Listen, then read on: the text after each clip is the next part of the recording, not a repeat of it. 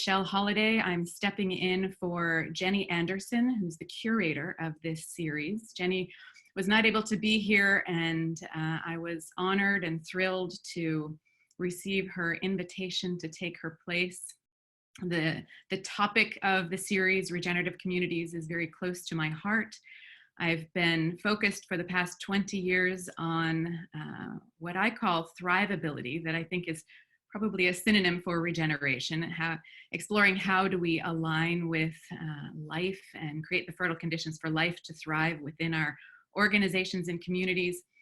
So I was very eager to be part of this series. I've been a featured guest in the past, and when I saw the 3 speakers that Jenny had gathered, it was a very easy yes. These are 3 people who I already knew, in fact, and some more than others, each remarkable in their own ways, each coming from different angles and different parts of the world, but with a clear common thread that I think it'll be fascinating to explore and discover together over the next hour.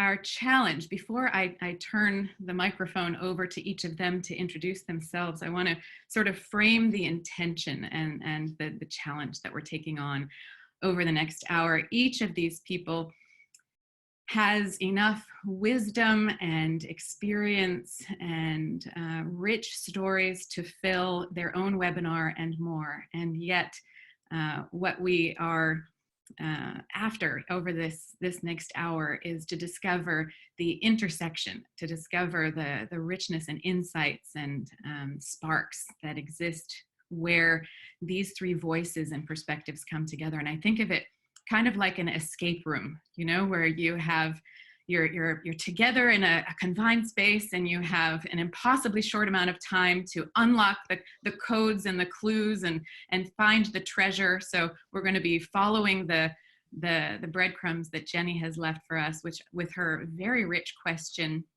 around how do we design resilient islands of sanity. So before we get into the question, I'd like to invite our 3 guest speakers to introduce themselves by sharing how each of you describes your connection. How do you describe your connection to this concept of regenerative community? And I'd like to start with Servane, if you don't mind. So Servane, would you? Oh, hello everyone. Hello people, wherever you are in the world. Personally, I'm in London, and it's a pleasure to be here. So 20 years ago, I started a community called Ogunte. And so I'm not going to go through all these 20 years right now. I'm going to be very succinct. It's a community that intended to support social change, so social environmental change, and in whichever format it came about. And very rapidly, this community morphed itself into a women-led community, women-led social entrepreneurship community. And that was very interested. There was no intention of being gender focused by all means at the beginning, but then the community shaped itself and found itself a home. And I've been supporting this community all these years. And the connection that I have with the regenerative community, it comes from various angles, connected through people that support social entrepreneurs or activists who are very involved in the topic itself. So I've learned a lot from them. And also my own desire to build participatory systems. And sometimes that is this thing that connects me back to the experts in the regenerative community. So I come from a sort of very different angle, maybe from all the experts that are on the panel. So I'll probably bring in some maverick thoughts. But I probably will be asking a lot of questions too, in return, as in that's my way to participate as well, asking questions. Fantastic. Thank you very much, Servane. Could we go next to Jody? And would you say a few words and share a story, if you like, about how you describe your connection with regenerative community? Yes. Hello. I'm like to say, first of all, thank you for having us here, everybody. I'm in Istanbul, and I've been living in Turkey for 30 years. And I think my relationship with this process is a relatively new one, I would say. In fact, in one of my early conversations with Jenny Anderson, I remember confessing that I was a reluctant change maker. And I think it evolved as I realized that maybe being, taking on the role as a change maker per se was where the problem was. Working together with community and working in it without going on head in with this kind of idea that you are there to make change was where I had the mistake. So what's occurring for me is I suppose, in different arenas, because I work on various scales. So one of the projects I'm working on at the minute is quite a big one. It's a big city expansion. And on the other hand, I'm working with small groups of children, helping them reconnect with nature, or on local zero waste projects and things like that, women's empowerment projects. So there's quite a lot of things I'm working on simultaneously. And what I find myself doing is kind of almost like throwing out the seeds and seeing which ones take, and creating the fertile ground is what I'm trying to do. Open up dialogue, and as Servane said, very much asking the questions, and helping people become more connected to themselves, so that they find themselves more able to generate the change within themselves without me or others imposing it upon them. So that's kind of my approach. And I'll leave it at that for now, and we'll delve as we go along. Thank you. Ben Haggard, would you share your version of that story? Sure, thank you. I'm participating tonight from Berlin, Germany, and I'm got involved in this whole question of regeneration about 24 years ago, when I joined up with a group of friends to form Regenesis group, and we've spent the intervening years working on trying to develop both a theory and a practice of regenerative development. So my interest in regenerative communities really comes out of having a strong place orientation. I realized early on that a lot of the change work that was going on in the sustainability movement and other movements was focused more on technique and approaches. I came out of the permaculture movement when I was younger, and that regeneration really needed to be grounded in a living entity, in this case, place. And so communities ended up being really central to my work, I discovered. These days, I'm mostly focused on education and trying to grow what we're calling communities of practice within communities around the world. So that's how I've gotten involved. What I'm hearing across what each of you has shared is an emphasis on participation and on, I'm looking down at my notes, but on working with a system and not on it, and working with that fertile ground, as you said, Jody, and working not on that, your comment, Ben, on shifting from techniques alone, which is kind of a working on a system, almost mechanistically, towards working with the living entity. So already we start to hear some of the common threads across how you all approach this idea of regenerative community. And what I know of each of you is that there's a focus on creating spaces where people can discover their own voice and the voice of the larger system, what Ben you would call essence, and where they can together create infrastructures to support that expression or the potential of the system. Yeah, so it's very interesting to hear from quite different perspectives how each of you have kind of common threads of focus. So I want to shift us to the question that has brought us together, this question that originally Jenny has offered us. And she's asking, how do we design resilient islands of sanity? And everyone that I've shared that question with kind of laughs and says, wow, what a great question. You know, this is the question of our times that we need to be asking. How do we do that? There's so much insanity. And so how do we create those islands where we can feel sane and whole and coherent?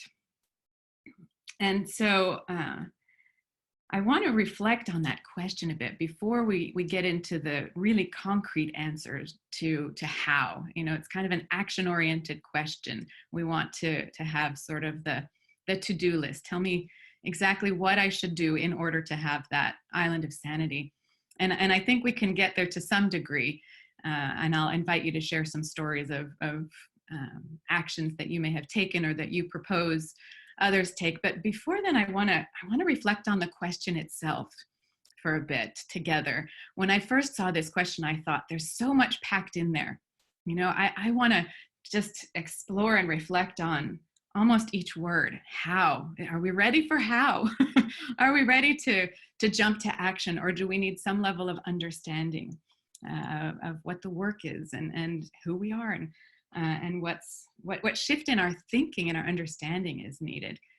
How do we, you know, and do we have a real clarity about what we mean by we? Who's involved in that we? What's involved in that we? What role does place play in we? And how will we find clarity about that? How do we design? Is design all that's needed? Or do we also need something like cultivation or discernment or development of will? How do we design resilient? Is resilience all that's needed? You know, what is the work that we're after here? What is the outcome that we're after? Certainly resilience is a good thing. And is that different from regeneration? It seems that there's something extra involved in regeneration. How do we design resilient islands of sanity? It's such a fascinating phrase. And it comes from a book by Margaret Wheatley, published in 2017, called Who Do We Choose to Be? And she wrote this book when she noticed that she and others like her, others like us, were getting burned out and just exhausted in our efforts to change the world. You know, this work of change making is exhausting. And I think she would say it's ineffective, that what we really need to do is do, as Theodore Roosevelt said, do what we can with what we have where we are, to create, as Margaret Wheatley is saying, islands of sanity within reach with the people that we're with and in the places where we are. So this is where this phrase islands of sanity comes from. And even there, I want to ask, you know, what does it mean to create an island? And do we have to understand the relationship that any island, and Margaret Wheatley would say it's either ourselves and our integrity, or it's the systems that we're part of. And so what is our awareness of those relationships? And then what does sanity mean? You know, and then the etymology relates to health, to santé, to wholeness, to regenerative capacity, to what I would call thrivability. So there's just a whole lot in that wonderful question that Jenny offered us. And so I'd like to invite each of you three to share what's important in this question for you, and what in there, you know, sparked your curiosity and your interest in being part of this conversation. And why don't we go in the reverse order this time? So Ben, I'll start with you. Yeah, it's funny. I had many of the same questions that you did around the question.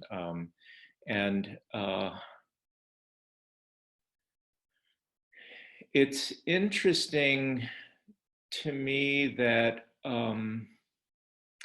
the idea of islands of sanity as kind of taking refuge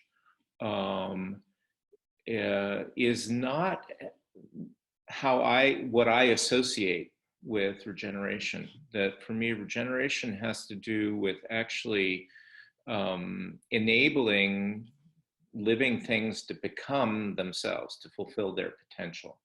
That's inherent for me in the idea of regeneration. And so it's a very engaged image that that the communities that we're working in are becoming more of themselves so that they actually have more to contribute to the larger systems that they're part of. So in that sense, I mean, that's maybe a way of defining what an island of sanity is, you know, a place, a community made up of individuals that is clear about who they are and what they have the potential to become. Yeah, that's probably enough to get started with. Mm-hmm. That's great. We can definitely build on that. How about Jody? Would you share what's your what drew you in this question, or what does it spark for you? I think one of the powerful words that stood out immediately is we. You know, who are we? What does we mean? And I think we have to be really careful when we step into that arena of assuming we know who we speak to, because there are a lot of minority voices who find themselves to be very disenfranchised in these kind of spaces, whether it be this webinar here tonight. I don't know what the demographic is of the people. I can't see who else is here.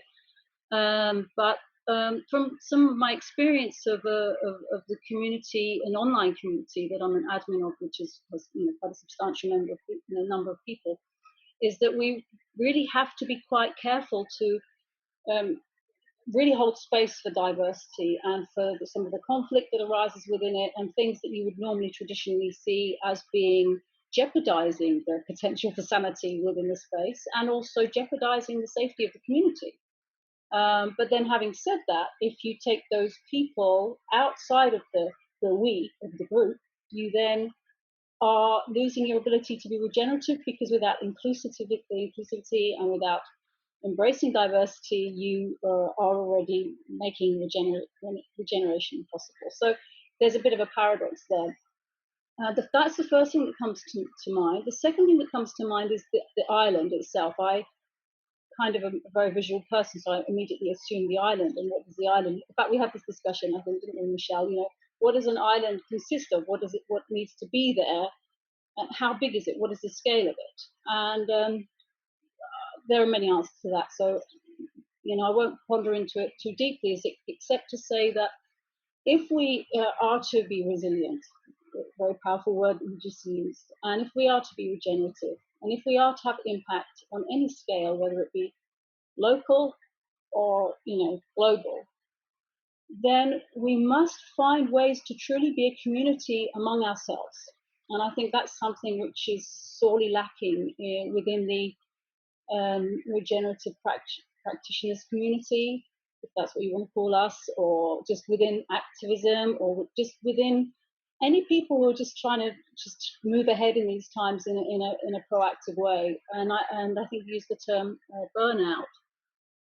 People do burn out. People get exhausted. And I think in some of the questions that came up from people, there are, how can we fund ourselves? How can we look after ourselves during this process? How can we, you know, make it work and maintain the sanity within this?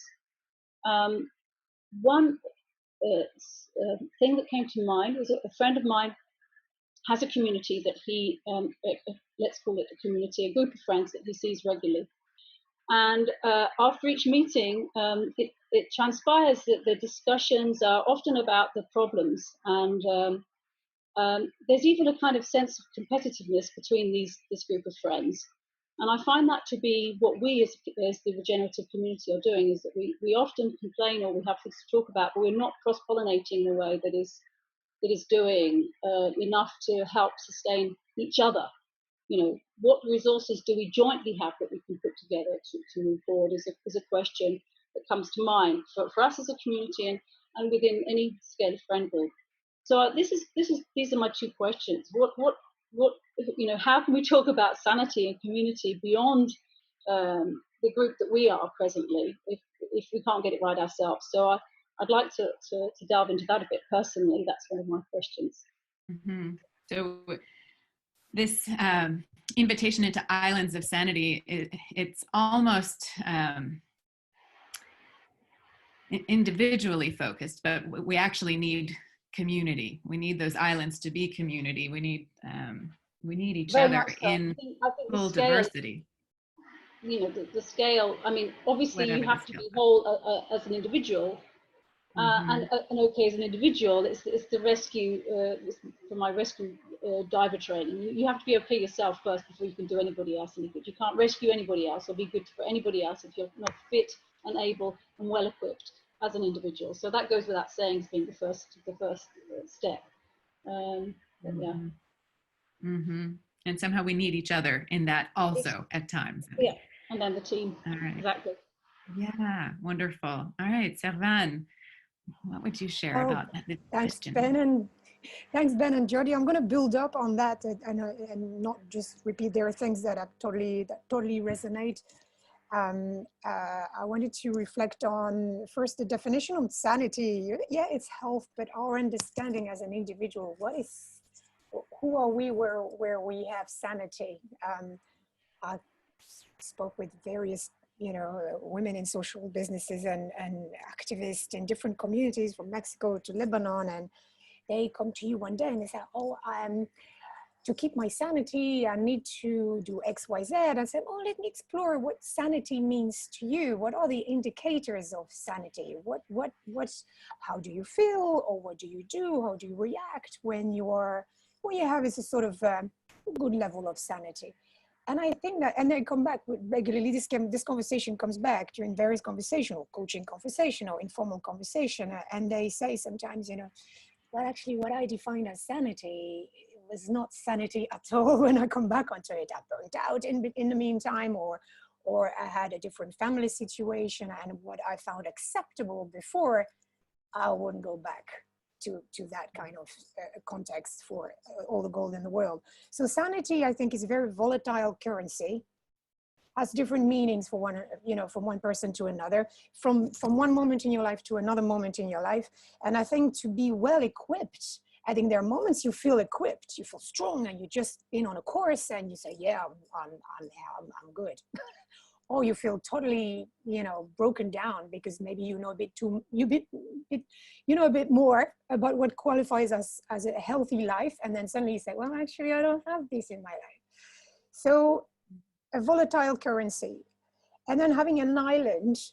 I'll come back to that picturesque, that visualization, as Jody said. I think the island.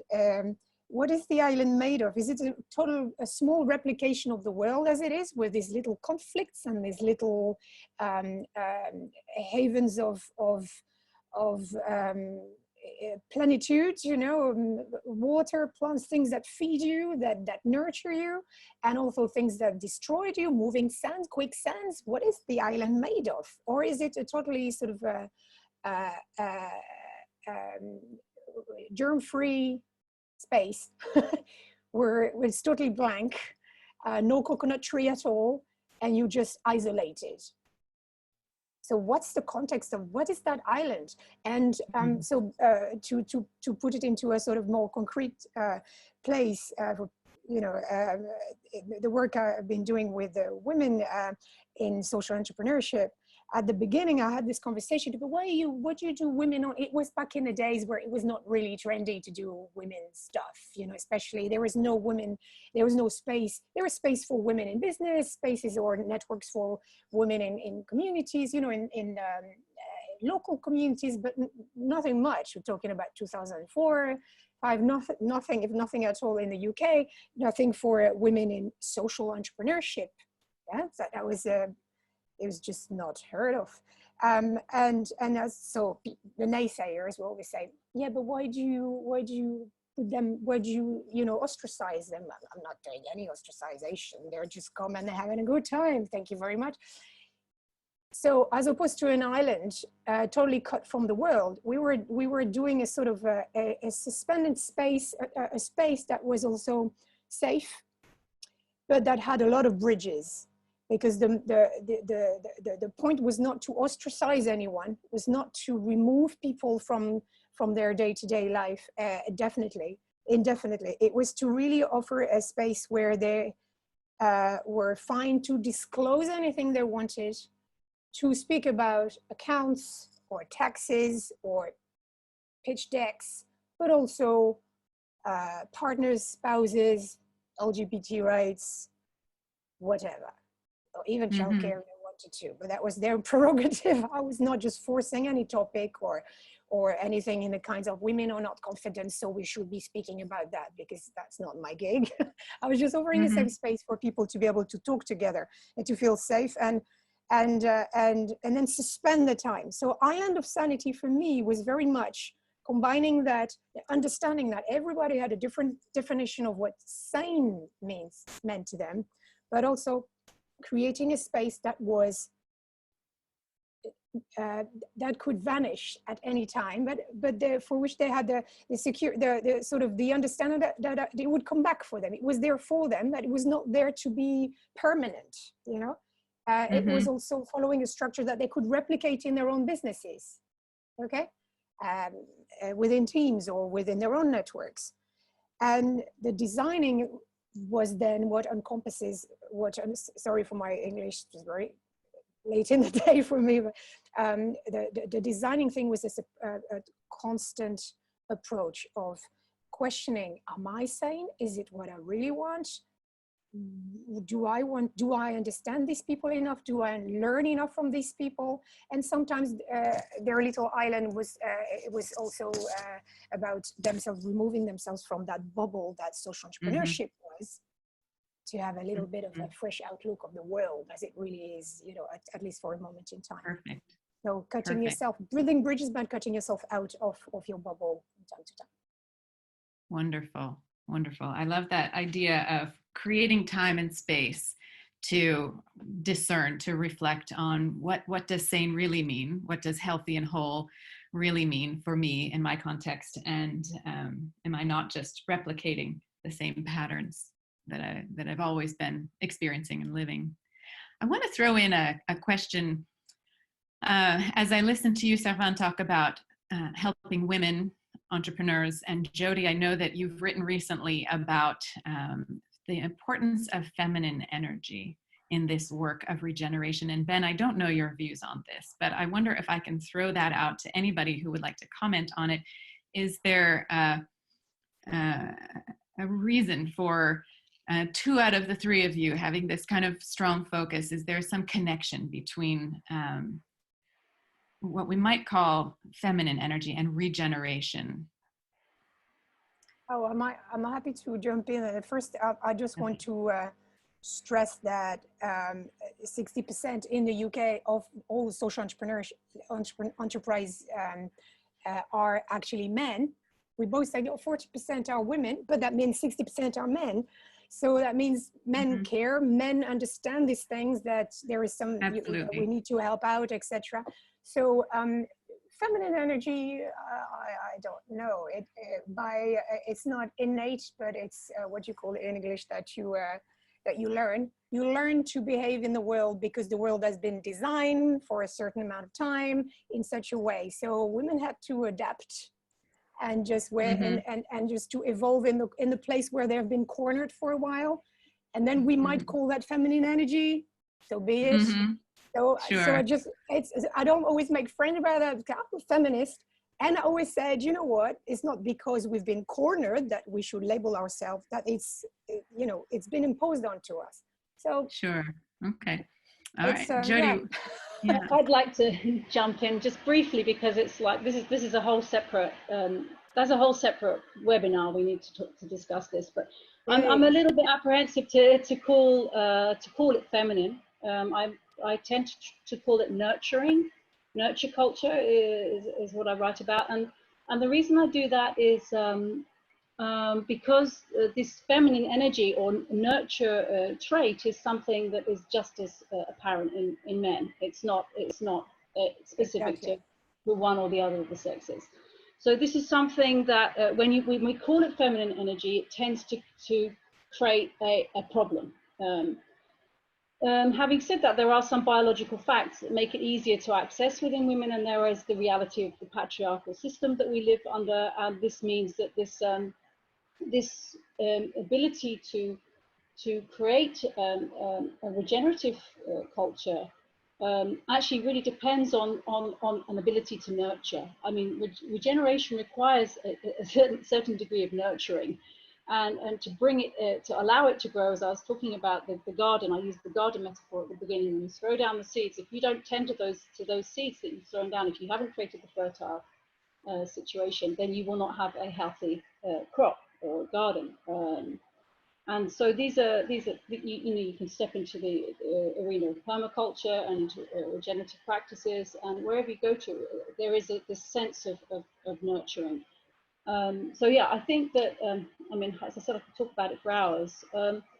There is something which is I think should not be overlooked, which is that there is a huge latent power in repressed people, not just women. We could be talking about the indigenous and all kinds of minority voices around the world, and the lost potential that exists within them, that has, or within us, that has been oppressed through centuries of this other track that we've gone down, is something that we really could do with invoking to see what that potential could bring. And we shouldn't be scared of that. That's something that that as a mainstream culture we need to hold a very, very wide space for. And as I said, the biological fact, women have this very emotional connection to existence through our hormones, which I'm saying not as a point of weakness, as a point of strength. That when you go through this kind of emotional and physical transition every month, you're basically, your body is getting into the position of being able to create life every month. And then if it doesn't, and you shed in your menstrual cycle, you're going through an incredible process every single month, which with all due respect to the men of the world, it is something that within it has, as I said, I've called this latent power, and it's something that we could really do. We could do well to investigate. I don't think women were burnt at the stake. Witches were burnt at the stake for nothing at the time. This is one way to oppress society, and if we want a healthy and regenerative culture to emerge from within society, we have to let these voices and this wisdom, this womb wisdom, minority voice wisdom, whatever it is, we need to hear it speak. So I could speak for hours. I'm going to stop. That was fantastic. Thank you, Jody. Thank you. Yeah. And Ben, what are your thoughts on this? I think it's hysterical that I'm weighing in on this. Although my two primary mentors in this work are women, and so I guess I would build on what Servane and Jody have been saying, in that I look at this kind of definitionally. I'm really interested in what distinguishes regenerative work from other kinds of work. What makes it regenerative and not merely sustainability work or something like that. And so for me, there's certain characteristics of regenerative work that are consistent with the qualities that Jody and Servane were describing. One of them is it's primarily about wholeness, and it's about having respect for the wholeness of other beings, other people, other living systems, ecosystems. So that's one aspect for me of what that nurturance is dedicated to. A second aspect for me of what characterizes regenerative work, it's very interested in potential. So it's not a problem-solving approach. This is from my perspective. It is a potential-oriented approach. How do we call forward the inherent potential in living things, in living systems? And again, so that's when I hear the word nurturance, that's what I'm envisioning. Right, that we're working on calling forward the inherent potential in every living being, every human being, every class of being, and every living system. A third characteristic that I associate with it is what you mentioned early on, Michelle, essence. What is the unique quality or qualitative characteristic of this being that they want to express and that they want to bring forward? So all of those things, I think, are the arenas within which this nurturing quality gets expressed.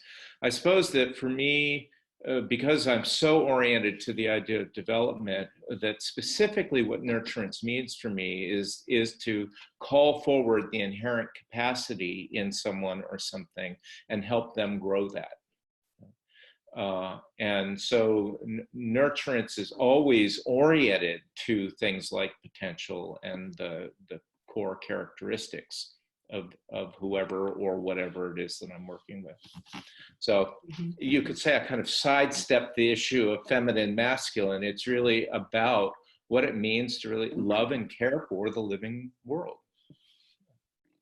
Beautiful. Fantastic. And I really like a phrase that Jody used, that we need to investigate and create a wide space for this wisdom, for this love and care, right? That hasn't always been the leading approach over the past decades and centuries. Really fantastic. So I thought we might move into some of the questions that we received from participants as they registered, and see if we can find some tangible stories to share. I know that people are hoping to hear some specific examples. I'm not sure that this is the question for that, but let's see. So this is a paraphrase and a combination of a couple of questions that we received. So the idea is that the phrase self-organization, which is a characteristic of, I think, of regenerative communities, the phrase self-organization makes it sound effortless and easy. So are we doing it right if self-organization actually seems to take a lot of work? And another way of expressing it is, what is the foundational work that makes self-organization or ongoing regeneration happen within a community? So I'll just open it to anyone who would like to take that on first. Well, I'll open with a thought. I mentioned just a moment ago the whole idea of development being core to how I think about this work. And so for me, self-organization is really about or requires the development of capacity to be able to engage in self-organizing work. So one of the reasons that self-organization really is work is that it requires everyone involved to develop their capacity for it to be regenerative. Right? It's not simply about divvying up the tasks, figuring out what the work list is and divvying it up. Self-organization within a regenerative context has to do with an ongoing developmental learning process that everyone is involved in to be able to take on increasingly complex and challenging questions, issues, so self-organization therefore is something that's grown. It's not necessarily a given. It's something that needs to be grown within a given community. Do you have an example of how this happens, or a quick story of how a community does this work of ongoing developmental learning? Yeah, one of the communities that I'm really excited about and have been working with quite a bit in recent years is Auckland, New Zealand, where Mara is right now. And we've been doing education programs in Auckland for the last, I've lost track, 4 or 5 years. And they taught us to work at the community level, the group that formed there, because they could see that we're so far away, being based in Europe and the US, that they needed to develop their own kind of core strength. And so as a result, there are maybe, I don't know, 120 practitioners, people who have come through the programs that we offer.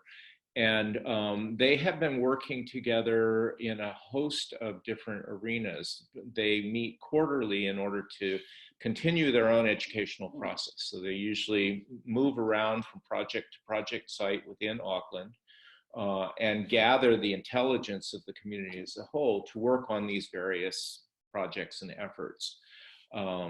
Beyond that, what's really interesting is they've begun to organize themselves to start shifting and moving larger systems.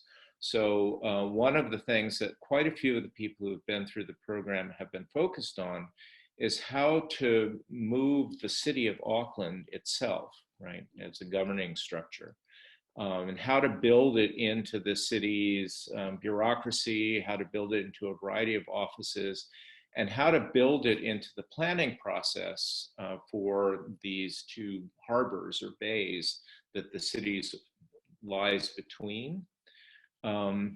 And that's been really interesting because the work has been going on from the public sector, the private sector, and the NGO or nonprofit community. They've all been sort of collaborating and figuring out ways to be able to shift larger systems. I think that's one of the things that makes self-organizing developmental, is when you're organizing to accomplish something that you didn't start knowing how to do, right? That's the thing that provides the impetus, right? The engine for actually doing the self-organizing, that we have to get together and we have to learn in order to be able to take this one on. And one of the things that's quite exciting at the moment is that it may be making the step up now to the national level. Very nice, very nice. So Margaret Wheatley might say these are kind of morphing and mobile and expanding islands of sanity that these communities are developing together. Really nice. Servane and Jody, it looks like maybe you have something to share. Yeah, I think I can. I don't know if it's exactly adding something, because I can't add to that, but in a smaller parallel, and maybe for people who are listening, who are working on small scale projects, I've found it to be very difficult to create something that is self-organizing, because if you don't have the foundation in place, it fragments. And this is what I think the reason the question was asked is because people are having this difficulty, and no doubt we will, and we will be faced with failure in this. One of the things that happens is that when you allow there to be autonomy, of course there has to be within it, then it means that, as Ben really well said, it becomes something that you didn't envisage in the first place. On a small scale, what I've been doing is to try and create, one of the projects we're working on is to create dialogue between polarized people within communities. And so we are working together with them and exhibiting dialogue skills and using creative questions and things like that, just to facilitate the kind of level of discussion that these, and it's between women, so it's basically providing them with a set of tools, dialogue tools. And what we're trying to do is to empower champions to take this on, so that we are no longer a part of the structure, and that we don't have to attend the meetings anymore, and that they themselves will be able to take it on. So it's not so much, I don't know if we can call it self-organizing in terms of that, it's maybe not a system per se, but what it is the skill of communication, which seems to be core for everything. So that, that I just wanted to add that it's a smaller scale thing. It doesn't always work, but it's a little bit of momentum towards that. Sure. It really seems that the dialogue tools are key to enabling people to be in relationship with each other in a way that supports self-organization to be grown, as Ben said.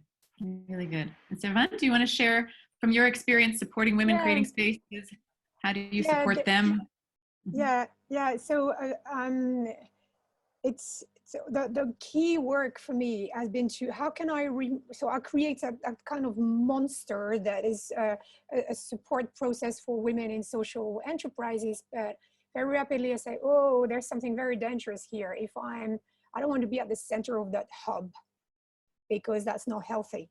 People, people are very good at, they should be very good at organizing themselves and don't have to go through us to connect with each other. So we spend a lot of time trying to create processes by which they could engage with each other without having to come through us, which is great. Uh, and trusting that they were doing great work in the process. The only thing that, of course, selfishly we wanted to know, hey, did that conversation between you lead to anything? Because we'd like to know how good things happen, why good things happen, what they used in the process to make things happen. So that's one place. I think that a community. Servane, can I ask a question about that? You say that you're putting participants, the women together, and you're trusting that some good things will happen. And you just want to know, did that work? Was there something about the structure that gave you that trust? So there was, as Jody said, the tools that we use, and the communication tool is essentially the coaching tool. So by really modeling coaching all the time, not to make them life coaches or business coaches or whatever you, by modeling and systematically using questioning, not giving answers per se to their own questions, not giving answers per se to their own questions, but say, hey, what could you put in place that, in your community that's most relevant, but I did top, give me top 3 things you could try out now, but I mean, the questioning methodology all the time, because they could take that away and say, wait a minute, on my little island of sanity or insanity, the only thing that I've got left is the capacity to ask questions and then to connect with others, to engage in the conversation. So what I wanted to say is you could I don't know if self-organizing communities do ever exist. They might exist again for 3 weeks, or they might exist for a longer period of time, but with 4 people. So be it, that's great. As long as people don't lose themselves, don't destroy themselves or each other, don't bully each other, but as long as they make something happen and they're perfectly happy and they don't harm anyone. So I'm not too fussed about the size of it, as long as something happens and there's no casualties. Again, your community will be as good as your worst networker, as your worst connector. You can be the best connector, the best Connectle experts in the world. If one person in the community is not bothered or has something else to do because, their family has known some drama of any kind, and they haven't got the headspace for that, but they still stay around, but they're not really out, If it creates the kind of vacuum in the network, then you're going to be, this energy is going to pull that circle out. It's like I'm playing I'd like to give a metaphor. I've been practicing capoeirista for a while. Capoeira is a Brazilian martial art, and this is a great example of what happens. So players are in a circle. Two people in the middle of the circle will engage in some sort of fighting without touching each other, and there is some music and drumming and singing against to accompany these 2 fighters. And in that circle, the circle that surrounds them is part of that game as well, because they've got energy to bring that game up and to guide the game as well with the music, etc. But if someone is like, picking the nose, not there for X reason, it creates a vacuum in the circle. And you can see naturally the players are just sucked out of that circle naturally, and it just doesn't make sense anymore. So your self-generating community will be as good as their worst networker or their worst connector. So that means you need to create so don't have ideas of grandeur. Keep it small if it needs to be small, as long as you keep that energy and accept that it will last what it lasts. Now, it's hard to say when you have to put in place, new systems in local authority, for instance, but I think what Ben said, when people are used when they learn about these practices, it becomes a second nature for them. They just don't question it. They just do these. They use the coaching. They use the participatory methodologies. They engage various people at the decision making or the design table, and it becomes a sort of natural way to do things. And that's what I found with, all these decades of working with women in social enterprise, that it worked best when a diverse group of people were called around the decision-making table or the design table, and also were free enough to call them, the BS when it was plain BS in front of them. So that's just one aspect, and I could go on and on of various practices. Thank you. That's amazing. So I'm hearing that the dialogue tools and the practice of coaching and gathering around questions is vital, or in a practice of exploring what's possible through questions more than advice. And I wonder, I'd actually just like to open it up. We've got 9 minutes left, and I wonder if we can do another round of what else do we need to know about designing Islands of Sanity? How do we design Islands of Sanity? Based on what you've heard from each other, what are you feeling an urge to share this one more thing? I think rather than sort of going out to the macro, I'll stay in at the micro level. I think that everybody who pays attention to this discussion will be in the midst of their journey, and that it's just definitely really challenging. I think to create an island of sanity is a very personal thing. Everybody has their own way of doing it. I found myself extremely overwhelmed with various things that are going on in my life, so I took myself off and did some watercolors. Everybody has their own way of doing something that will actually help them meet a sort of point of personal well-being. And I think that from taking it on I think Ben in his talk, which hopefully will be linked here, a really, really interesting talk where we talk about nestedness and the systems within systems. At the cellular level, the systems within our bodies have to be sustained and nourished and nurtured. And so, I'm seeing it on a very, very, very the smallest possible scale of taking care of ourselves and the groups outside of us. And I don't mean just literally in the locality. It could be our online groups as well, because a lot of people have work on through online communities. Whatever it is, just take it out slowly, and don't be afraid to contract and expand. When you feel that the island could be a continent, let it be a continent. Invite everybody over, and use your strengths and your powers. And on times when you need to contract back into yourself and just regroup, do it and ask for help. That's the last thing I'm going to say, I think, regarding it, is we really need to learn how to offer help and ask. We offer help, I think, when we see it's needed. We're likely to do that amongst us, but we're very unlikely. Most of my circle meetings, whoever the people are that we're talking with, it always turns out that people are very reluctant to ask for help. So to see where we can cross-pollinate and where we can collaborate, we can start to have those conversations. So, yeah. Look after ourselves and each other, minds and hearts, and then it can become meaningful action. Perfect. Ben and Servane, would you like to offer some parting thoughts? Well, I'll go off on a slightly different tangent, which is that two things that I said earlier that I want to sort of tease out and highlight. One has to do with caring, that I think that ultimately this work has as its anchor caring, and that one of the things that makes a community viable as a community is a sense of caring about something in common.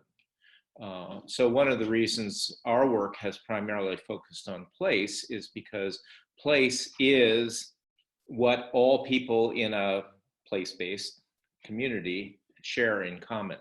And it's what they all have the potential to care about in common.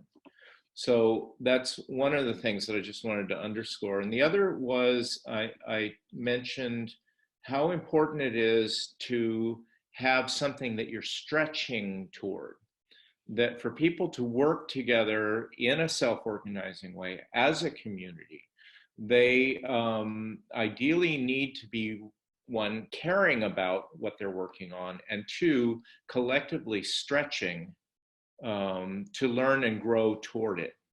And that's actually the source of energy for the kind of change processes that we're talking about. So those will be my closing. It's really good, and it's kind of what I was hoping would come out as we talked about the tools and the ways of interacting that are so supportive of regeneration, but there's also the need for this galvanizing force that is, we gather around what we care about, and in order to move in a certain direction or to express a certain potential that we sense, we do that through our interactions. So thank you for rounding that out a bit. And Servane, you have a couple of minutes. Can you share some? Yes, I think I'm going to be quick. I think there's create the island of sanity. As Jody said, you're asking for help and or find someone who can support you into be able to ask for help. That's maybe the first step. I just want to share that, because I know that for some people who are listening, that's the elephant in the room. How do we pay for all this? I just want to give a little beacon of hope. Funders, angels, so depending on what you need or what your legal status can allow you to, the kind of money that your legal status enable you to take on. They're very interested in this. And you see the birth of a lot of collectives of funders who will be sitting around a table and really brainstorm together and say, how can we make something a bit different? How can we pull our egos or the egos of our funders, of our own founders or corporate founders aside, and really design something that adds value to a certain cause? And I'm thinking about, for instance, the collective, the first, one of the first community collective funds like this called With and For Girls. Big funders have pulled together some money, and the money has been, and money goes to projects that fund, that support girls in their own community all over the world. But girls, and I'm sorry, adolescent girls are making the decision of where the money is going, and they pull together and they meet and they work together. So that's just an example. There, if you look at collective funders collective, there's a lot is happening, and that supports as well the regenerative communities. Sorry. Mouthful. Beautiful. Thank you for bringing that up, Servane. Thank you so much. And that's what I'm seeing in the world as well. And in conversations I've had over the years about how do you know if something is, if a project or community is regenerative, one of the answers is it's magnetic and it attracts people, energy, and money. So it's kind of a chicken and egg. Do you create the conditions for regeneration in order to get the money? Do you get the money in order to create regeneration? Somehow it's together. So we're just about at the end of our hour. I want to thank you all so much. This was a really rich and wonderful conversation. This has been wonderful. Thank you.